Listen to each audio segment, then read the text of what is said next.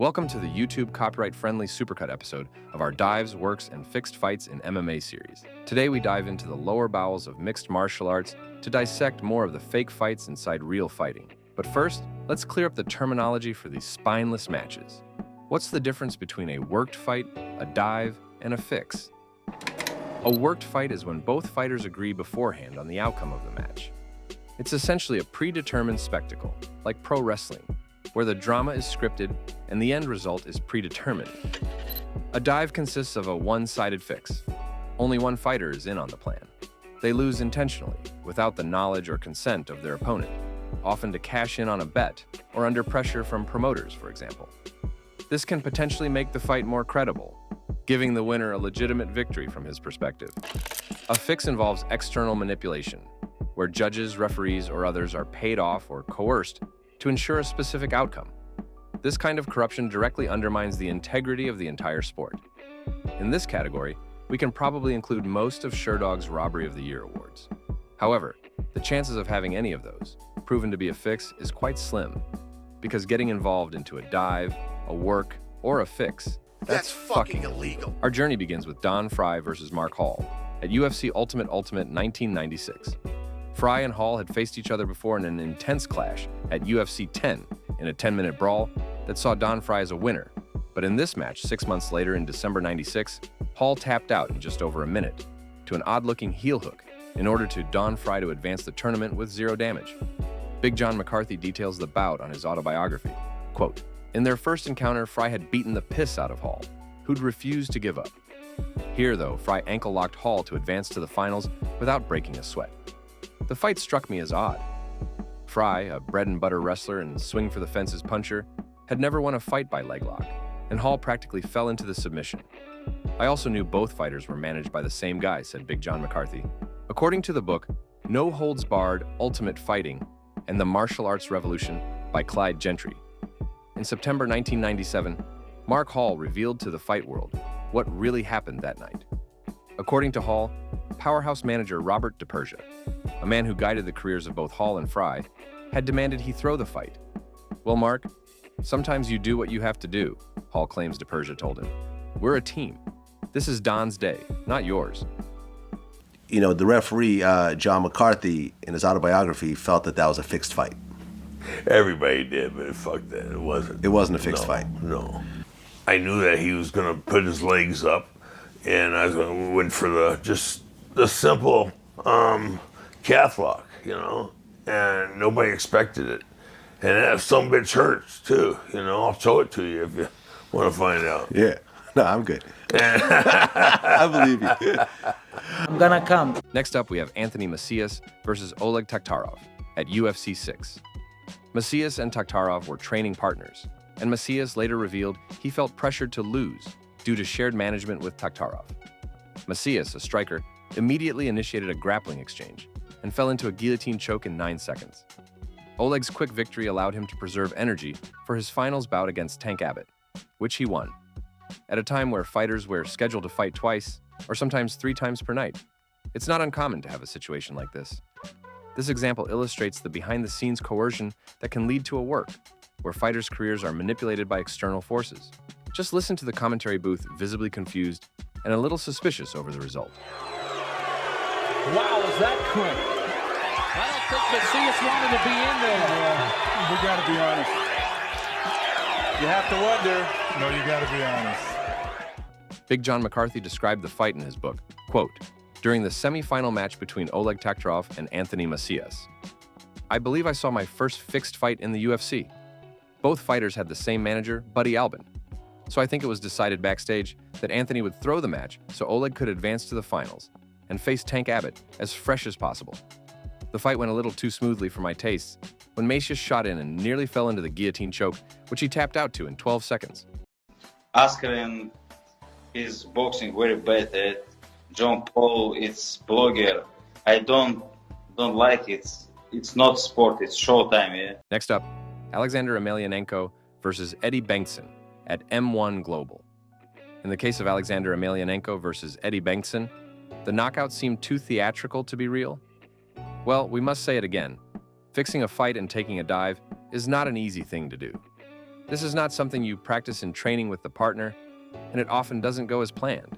And you just can't go against your survival instincts and take a clean punch to the head with thousands of people roaring in the arena. But there's probably a better way to take a dive than faking a knockout after the lightest jab ever thrown.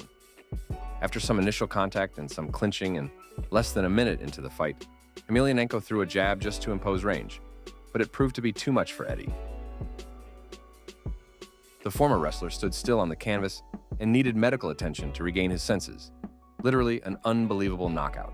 What most likely happened is that Bengtsson intended to throw the fight by taking a dive, but his skill set for that was clearly insufficient.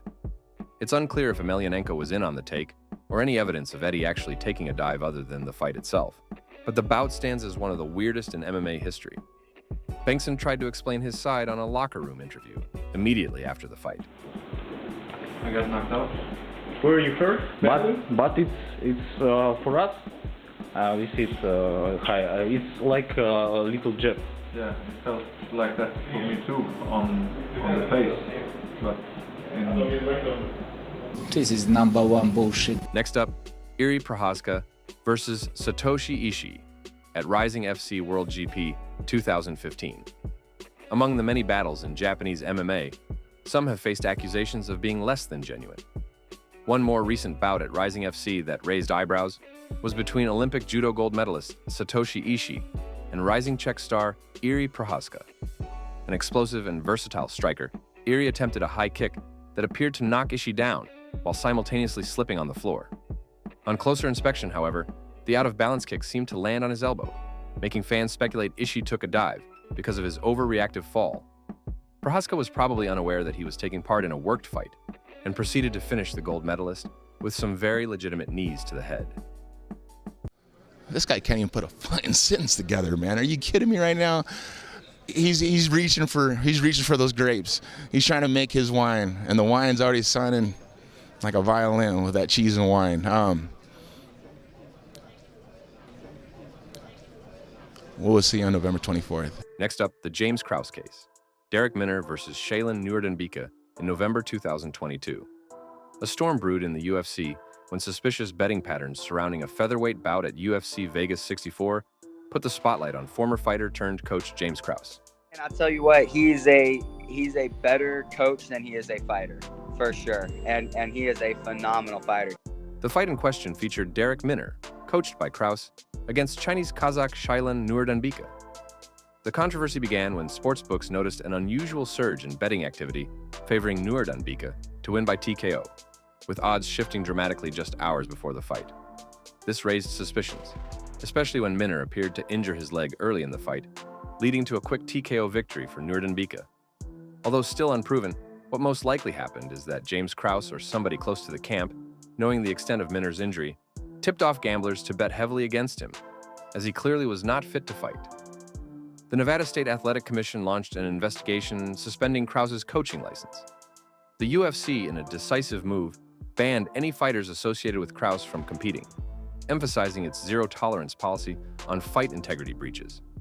The scandal not only led to Darrick Minner, Jeff Molina, and James Krause's releases from the UFC, but also prompted several sportsbooks to suspend betting on UFC events temporarily, particularly in Canada. For a deep-down investigation on this topic, check out our latest video on this gambling scandal. You're a homosexual and you're proud of it. So, man, good for you. Honorable mention, Bob Sapp. Bob Sapp is a legend in his own sense. In his prime, he fought 63 times in kickboxing and mixed martial arts combined. Despite his size, Sapp has never been a dominant force in either sport, with losing records in both kickboxing and mixed martial arts. His name has been turned into a joke in his late career, after multiple accusations of fight fixing, typically collapsing at the first sight of danger, as you see now on screen. Regardless, Bob Sapp will go down as an unforgettable fighter that we'll probably see once in a generation for a multitude of reasons.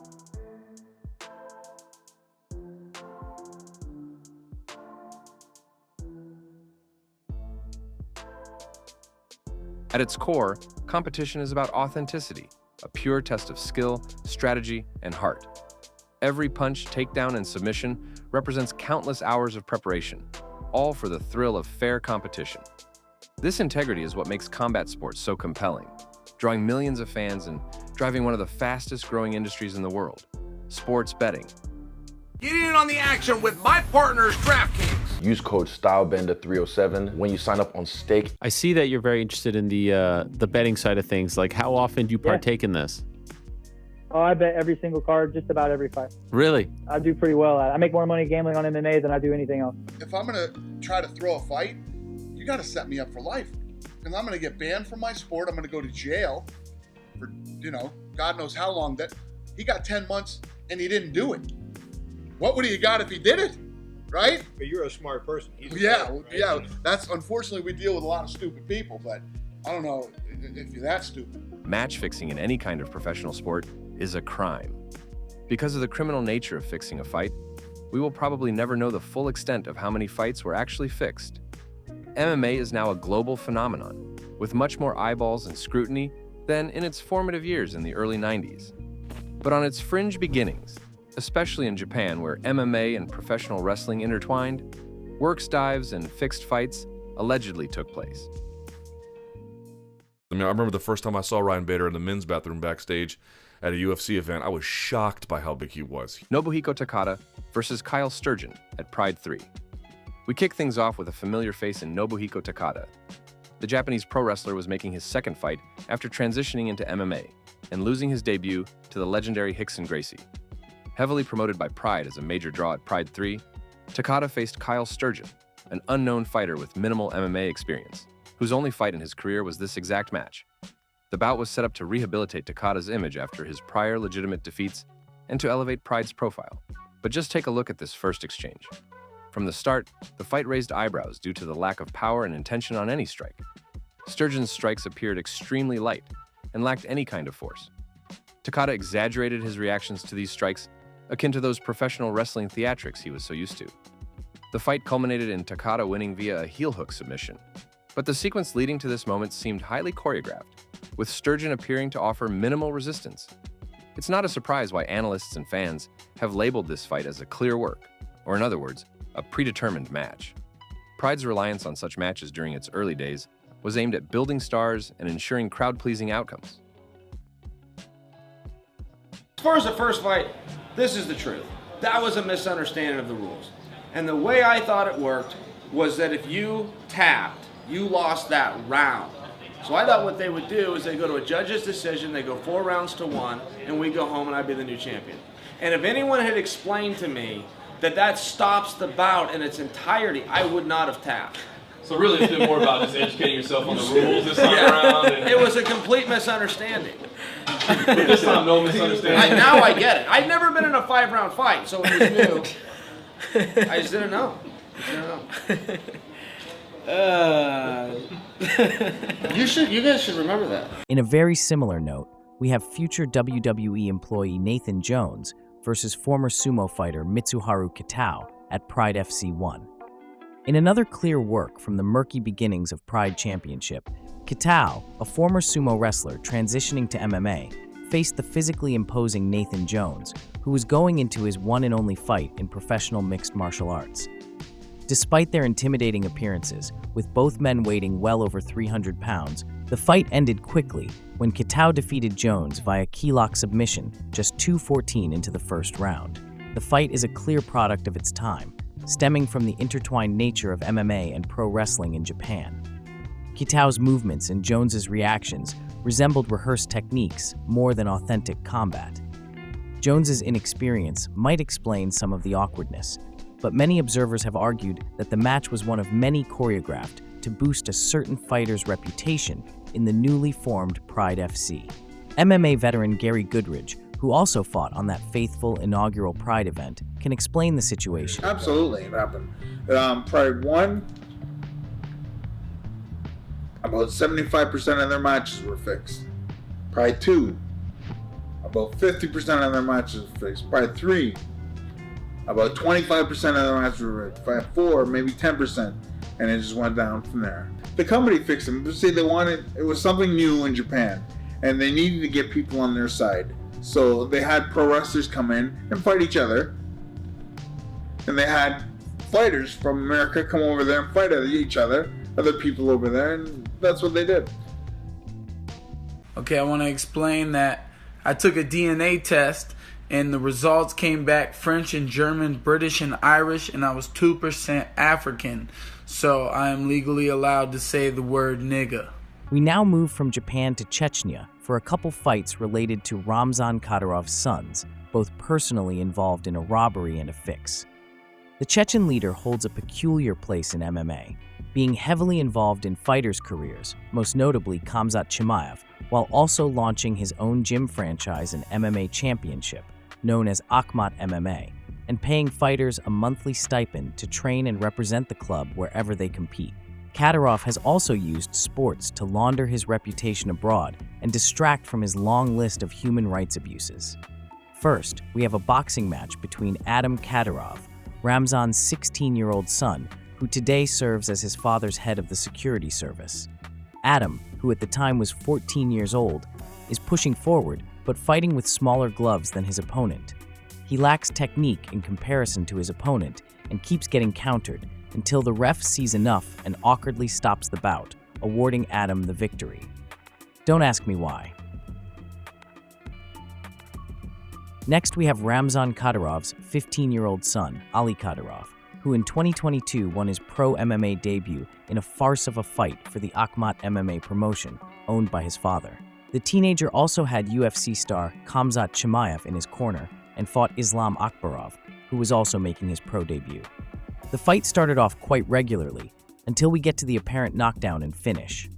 Islam appeared to be rocked by a kick that did not land, and proceeded to be finished on the ground by Kadyrov. To add insult to injury, the official broadcast did not show any replays. Despite being clearly a fix, MMA journalist Karim Zidan points out that some bookmakers offered odds on the fight for anyone who wants to make some very questionable money. Ramzan Kadyrov's involvement in MMA is a big rabbit hole for another video, but his grip on the Chechen martial arts scene is clear for anyone to see. A terrible name for a dog would have to be a person's name, like Steve or like Dick. You don't name your dogs those. Those are human names, and I'd say that'd probably be the worst name, is name your dog Dick. The fight between Ken Shamrock and Kimbo Slice at Bellator 138 has been a persistent topic of controversy, with many accusing it of being a fixed fight. The whole main card being broadcast on Spike TV and relied on the two big-name veterans to deliver the main event of the night. A weird choice, knowing Ken Shamrock, an MMA legend, was 51 years old at the time, while Kimbo, the street fighting legend turned pro, was 41, with 5 years since his last fight. Kimbo Slice, Ken Shamrock fight. That fight looked fake as fuck. That's what I was going to think. That's what I thought. There's a couple things I don't like about that fight. Really? I don't like that clinch, that long clinch that they had where they were mouth to ear. They were mouth to each other's ears for and a no one was long really fucking striking. time. Like No if one you're was Ken and you're a striking. wrestler, I'm popping those elbows and fucking taking you down. How about the fact that when He had him stretched out when in a full Ken choke. did take him down, he never hit him once. How about that? He never hit him. He had him down. He had him flattened out. He had his back, and he's not crashing him. He's not blasting him with punches. True. He's got him flattened out, and he's not hitting him. That doesn't make any sense. He also had a full choke. I know, but he's Sort of. also 51. That's true. And a fighter 51. The main contention comes from the strange sequence where Shamrock seemingly had a fully locked rear naked choke but failed to finish Kimbo, leading to a sudden reversal and Kimbo's knockout victory. But if Ken doesn't get this, will he have any arm strength left? And Kimbo's out. Slice back to his feet and unloading with the right hand. It was all Ken Shamrock, now all Kimbo Slice. Drop Shamrock and the count for behind win in the Bellator cage for Kimbo Slice. Shamrock has vehemently denied the fight was fixed. He explained that his failure to secure the choke was a technical mistake on his part, not an intentional move to let Kimbo escape. As I'm sitting here, as God is my witness, that fight was not fixed. It was just things that happened in that fight that weren't normal. I was a great fighter at one time.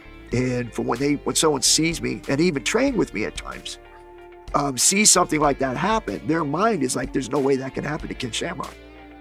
But hey, age gets to everyone.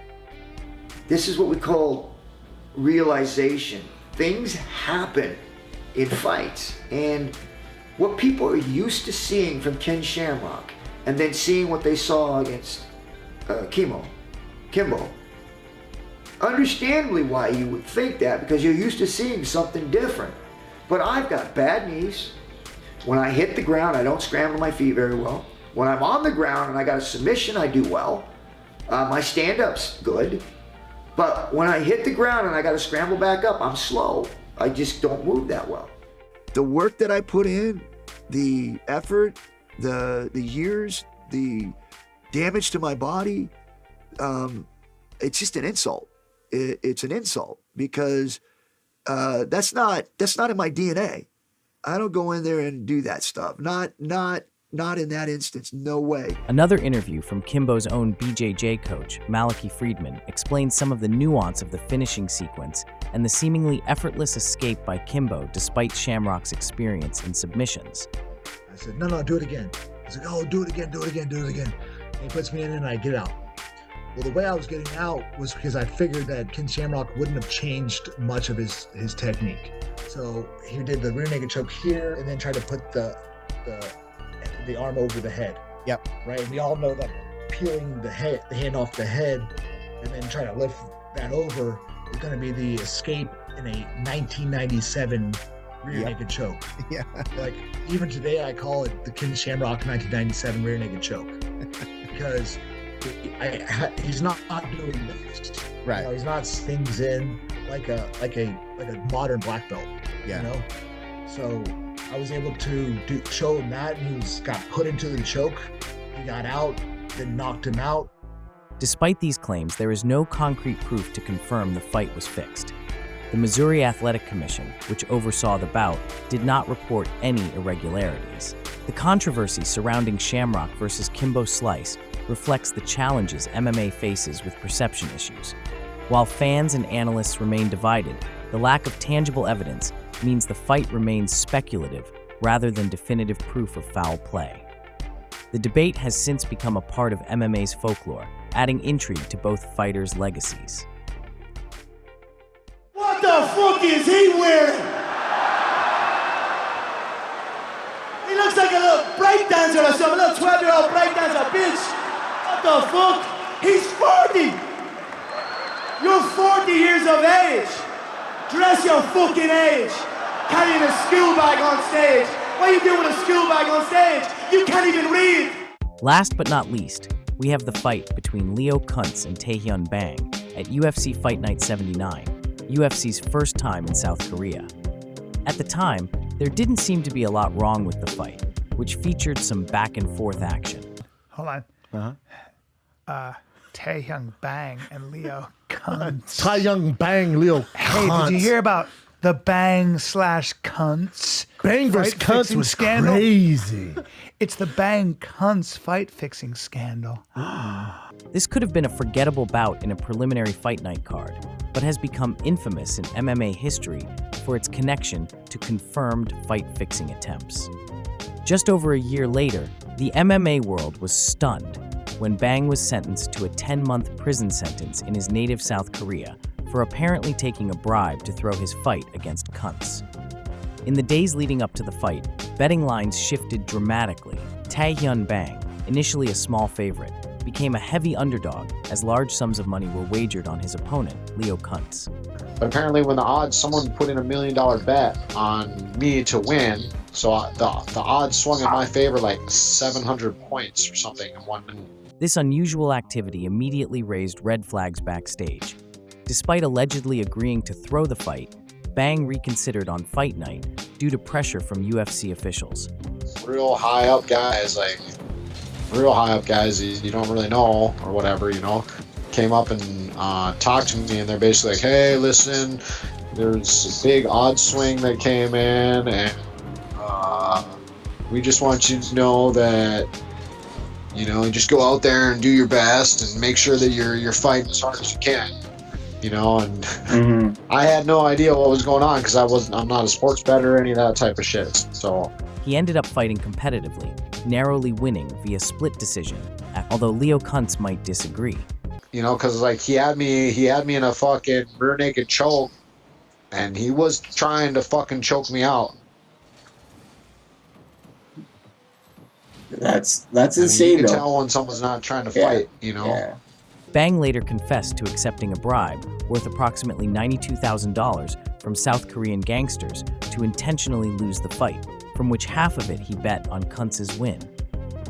Following the event, Bang was investigated under South Korea's National Sports Promotion Act, and a year later in 2017, he was convicted of accepting the bribe and sentenced to 10 months in prison, becoming the first UFC fighter implicated and punished for fight fixing.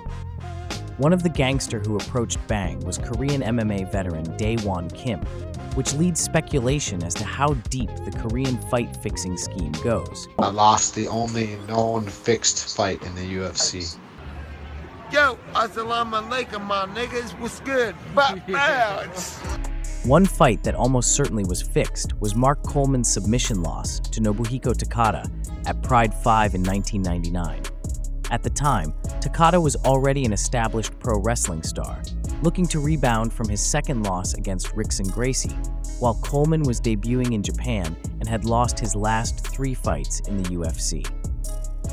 Coleman was the far superior fighter and was in the driving seat before standing still for a suspiciously long time, while Takada put a heel hook submission to him. No. He's giving it. What the hell? Oh, no. Coleman's got to pull. He's got to get out. He's got to get out of this. No. There's no. What? Wait a minute. He's. Oh, no. I don't believe this. How the hell did that happen? Years later, in an interview with Jonathan Snowden, Coleman stated, "It was what it was. I needed to support my family. They guaranteed me another fight after that, and I needed that security. It was what it was. I'm going to leave it at that."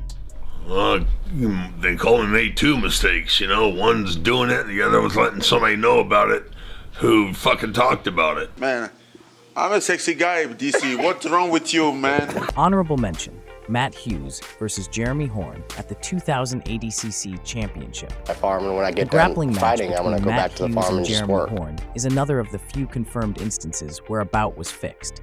This was not an MMA fight, but involves 2 MMA legends and training partners. According to reports and later admissions by both athletes, the fight was manipulated. Due to unforeseen circumstances, Hughes was bumped 2 weight classes and put with Horn in the 215-pound class. The pair met in the quarterfinals to decide who would advance to fight Jeff Monson in the semifinals. The cash incentive added a bonus to the teammates who already wanted to throw the fight, so for them, it was an easy decision. And then Matt Hume, who was kind of running things, comes up to us and But and kind of on the unfortunately sly for them, says, it later "Hey guys, backfired. just so you know, they're giving a $2,500 bonus for the best throw of the match and a $2,500 bonus for fastest submission of the match." What a good dude. That's a friend. That's a friend. So Hughes and I are like, well, we'll do both. Let's do it. Yeah, fuck them. They're going to screw us. If they put us on opposite ends of the bracket, we would go at it for the finals. Yeah. We're going to make some fucking money. So yes, we decided, Matt, we're going to get the best. We're going to get the best throw and fastest submission. And obviously, and then Henzo's guy got a faster submission. Hughes later lost to Jeff Monson and Tito Ortiz, claiming 4th place in that year's championship.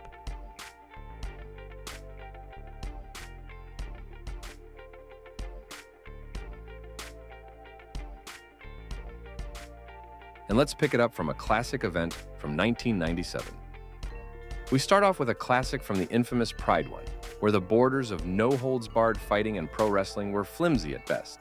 American kickboxer John Dixon versus Japan's own Kazunari Murakami was the first fight on the card for the first Pride event and would unceremoniously use those honors to present to the world a worked fight. The first ever Pride fight, right? Kazunari Murakami versus yourself, John Dixon. Well, and tell you, that was a work. Attired in his dirty workout clothes going into his 9th professional fight, Dixon would concede a picturesque judo throw to Murakami and offered little resistance to the grappling exchanges, losing by armbar after 90 seconds. According to Dixon, the Japanese promotion was looking to include some local winners amongst the fights, as Henzo and Rickson Gracie were already huge favorites against their Japanese opponents, Akira Shoji and our old friend Nobuhiko Takada. Here in Japan, it's all about the show. You know, would you be willing to do what we call here hard work? Like, what was the work? You know, he said, we can't have all our Japanese stars win. You know, so we got. I think mine was the work. Nathan Jones of Troy. We got his was the work, and the rest were real because they knew Henzo would beat Shoji. They knew Hickson would beat Takada. So they couldn't have all the Japanese stars. It was big for the public, you know. John Dixon versus Kazunari Murakami is a picture-perfect example of a worked fight, and with a confession on top to leave no doubt to the bout's legitimacy. The next example, though, is not quite as simple. From the land of the rising sun, Ultimate Fighting Championship presents Ultimate Japan. The UFC's first trip to Japan came only 2 months after Pride's inaugural event, in December 1997, at Ultimate Japan. Future Japanese superstar Kazushi Sakuraba was making his octagon debut in just his second professional fight against future American top team head coach and Carlson Gracie's protege, Marcus Conan Silveira. Conan outweighed Sakuraba by almost 40 pounds, but conceded an early takedown and was threatened by Saku's leg lock attempts. The Brazilian managed to reverse the position and get back to his feet, where he wasted no time throwing haymakers. Sakuraba ate some punches and jumped into a single leg, which Big John McCarthy incorrectly assessed as a knockout and prematurely stopped the fight. This is where things start to get murky. Language barriers and confusion about the rules made Sakuraba furious as he refused to leave the cage. His team protested, and so did the Japanese crowd. Saku tried to steal Bruce Buffer's mic to vent his frustrations, but to no avail. Conan was declared the winner and advanced into the finals. On the other semifinal, Tank Abbott and Yoji Anjo fought a grueling 15-minute round, with Abbott coming out with a decision victory and a broken hand, rendering him unable to compete on the finals. The promotion then decided to book Silveira versus Sakuraba again, this time as the tournament final. Conan recalls an interesting encounter with some unfriendly-looking, suit-wearing Japanese men outside his dressing room minutes before the rematch, who made an offer he couldn't refuse. I know that he had a replacement, a guy that was just there in case something happened. Yeah. So I was supposed to fight the replacement for the finals. So he said, no, you got to come back and you got to fight Sakuraba again. I say, when? It's not going to be tonight, but in 2 weeks, 3 weeks, 4 weeks. He say, 20 minutes. But I'm not going. Why am I going to go back to fight the guy I just won? Yeah. No, because there was because no contest. No. That comes right now. That comes right now. So he's like, was a back and forth. I'm like, I'm not going to come back. And my brother comes to me and say, hey, stop for a second. Take a look outside. So I open the door and I look outside and I say, man, why about this Japanese in the black Yeah, look at suit? the tattoos on them. No, the black suit waiting by my door. I'm like, what's wrong with that? They're not referees. They're not part of the commission. Eles vieram me comunicar que eu tinha que voltar a lutar. Eu falei que não. Eu falei, não vou, lógico, não existe isso. Eu luto com ele outro dia, mas não hoje. Aí o meu irmão chegou para mim e falou que dá uma olhada lá fora. Quando eu botei a cabeça do lado de fora, eu falei, meu amigo, o negócio é sério mesmo, eu vou ter que voltar. Tinha uns 10 de terno preto, assim, tipo me cercando, não me cercando, mas cercando o vestiário ali, a porta. Aí eu falei, eu entendi a mensagem. Aí, meu amigo, eu não estava mais preocupado se eu ia ganhar, se eu ia perder, o que ia acontecer. Eu queria era acabar a luta, ir pro hotel, pegar minha mala e ir embora, né? Na minha cabeça havia aquele show de terror. Eu falei, pô. After that unorthodox backstage interaction, Conan came back to fight against Sakuraba for the tournament finals. But as he states, his mind wasn't there. Conan would start the fight with a takedown, but Sakuraba would hold on to his trademark key lock to reverse his bottom position and quickly submit the Brazilian with an armbar, to the delight of the Japanese crowd. Conan doesn't go into detail about what exactly happened backstage, but after the fight, he would run back to his hotel, pack his bags, and head straight to the airport to anxiously await his flight for 15 hours. But when I saw that people outside in the country, then I don't speak the language, I don't know where I am, I have no idea what's going to happen. I'm going to say, from here to the airport, anything can happen. I'm like, my mind was not there anymore. Sure. I'm like, I just want to fight whatever happens. Let me go back to the hotel, let me get my stuff, pack, and leave. That's exactly what happened. I mean, I fought and he got me. I'm like, okay, can I go? I want to go. I was so quick from the cage to the hotel and packed my stuff. And I went to the airport like 15 hours before my flight. Say, I'm going to stay here. Conan would never fight professionally in Japan again. Sakuraba came out as the Ultimate Japan Heavyweight Tournament winner and would go on to have a legendary career, but would never fight inside the UFC octagon again. Although it's unclear if Sakuraba knew about the coercive interaction backstage, he would greatly benefit from the alleged fix done by those alleged Yakuza members. Unfortunately, this won't be Sakuraba's only entry on this list. What they did in Japan, they only told one guy. So the guys that were going to win, your Crow Cops, your Vandalays, your Fedors, they were never in the room when the promoter, also known as the Yakuza, also known as the Japanese Mafia, walks in the room and tells the opponent when to go down.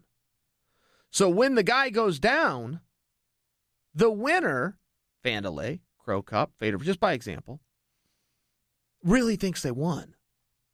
So they don't ever know the fix is in. And pretty soon they start to think they really can go beat 20-some guys in a row. Kazushi Sakuraba's first MMA fight on his record is a loss against the legendary bodybuilder, Hardcore Christian, and Royce Gracie's nemesis, Kimo Leopoldo, at Shoot Boxing, S-Cup 1996. This fight has been rumored for years to have been a fix, more precisely, a dive by the Japanese icon. Kimo outweighed Saku by almost 60 pounds and imposed his advantage over the Japanese quickly, defending the takedown by sheer force, getting the back and landing headbutts to the back of Sakuraba's head. Yeah, early MMA was wild. Sakuraba managed to escape and get back to his feet, only to get dragged down again by the much larger Kimo, who trapped him in a far-from-textbook arm triangle from half guard. Sakuraba did not tap nor went out, but the referee stopped the fight, awarding Kimo his second career submission win at Yoyogi National Stadium in Tokyo. It's hard to imagine a man whose later nickname would be Gracie Hunter to get submitted in the first round by a bodybuilder. And after this arm triangle in 1996, Sakuraba would lose by submission again only 14 years later against Mayhem Miller in December 2010. So why put Sakuraba to lose in front of a Japanese crowd? Well, at the time, Kimo was a household name in MMA with his striking physique and his instant classic fight against Gracie in his resume, while Sakuraba was an average pro wrestler, a scrub whose main job was to put other guys over, making them look good while beating him. Saku was a staple at the Japanese pro wrestling promotion Union of Wrestling Forces International, and was often used as a stepping stone for more recognizable faces in Japan, such as Tokimitsu Ishizawa, Koji Kanemoto, and Shinjiro Otani. Kimo was also an established fighting star over in Japan, having earned a TKO win over fellow MMA pioneer Pat Smith months earlier at a K1 event in this awesome fenced ring. So, at first glance, it may seem counterintuitive to see Sakuraba losing in Japan, but when put into perspective, Kimo's win makes a lot more sense. When asked about the fight just 3 years later by Sherdog in 1999, Sakuraba conveniently said he didn't remember, while Kimo stated that the fight was indeed a real fight. Longer, like when I fought Sakuraba, I wasn't allowed to punch his face on the ground, which in a term of me mounting him would mean I couldn't punch him in the face if I mounted him, which would make the fight last longer. But I always would say headbutts allowed, because if you grab my hands, I still get him with my head. One last bit of information that might sway your final verdict. Sakuraba's Hall of Fame acceptance speech sheds some light on his view of the fight. When referring to his UFC debut, the fight against Conan Silveira, officially his second pro fight of his career, Sakuraba states that it was indeed his debut in MMA. I was very surprised to find myself in the octagon facing a giant of a man, some 50 pounds heavier. もちろんパワーで押しまくられたものの、なんとかアームバーで勝利を飾ることができました。Of course, he was all about power, and he put the pressure on, but I was able to achieve a win with an armbar. For all intents and purposes, that fight is my MMA debut.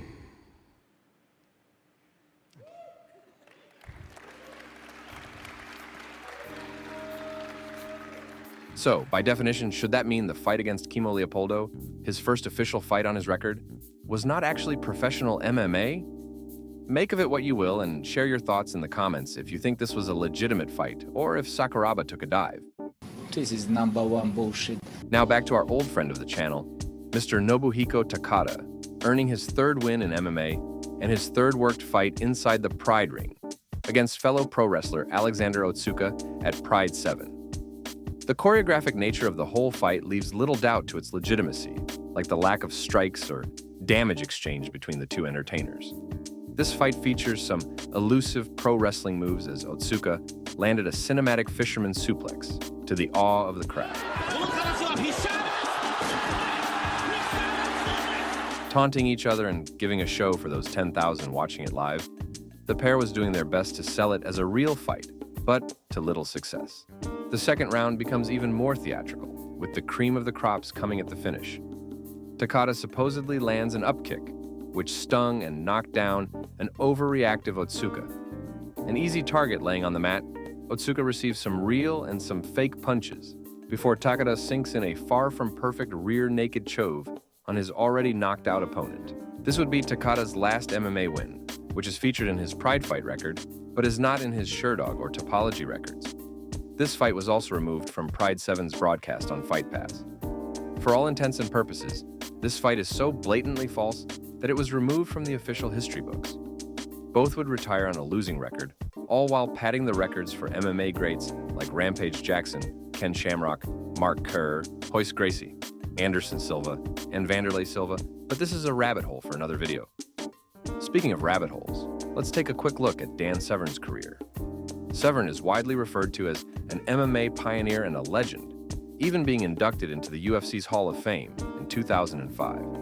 His handlebar mustache and wrestling-heavy style were a trademark of the early UFCs, but his career of 127 fights spanning 18 years leaves much room for interpretation. Some of his confirmed fixed fights include his fight against Pedro Rizzo at UFC 27. This might be something that, you could get back to the title in one fight.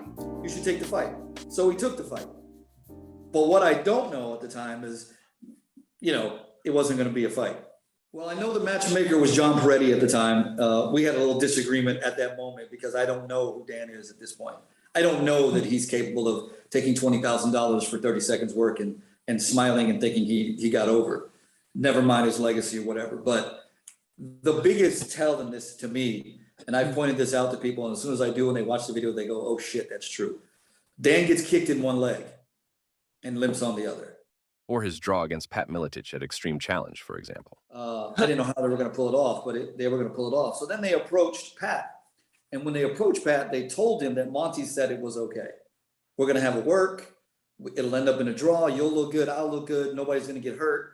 And it's all on the up and up. I don't know what happened with Pat after that, if he went and talked to Monty about it or whatever. But it ended up being a draw and nobody got hurt.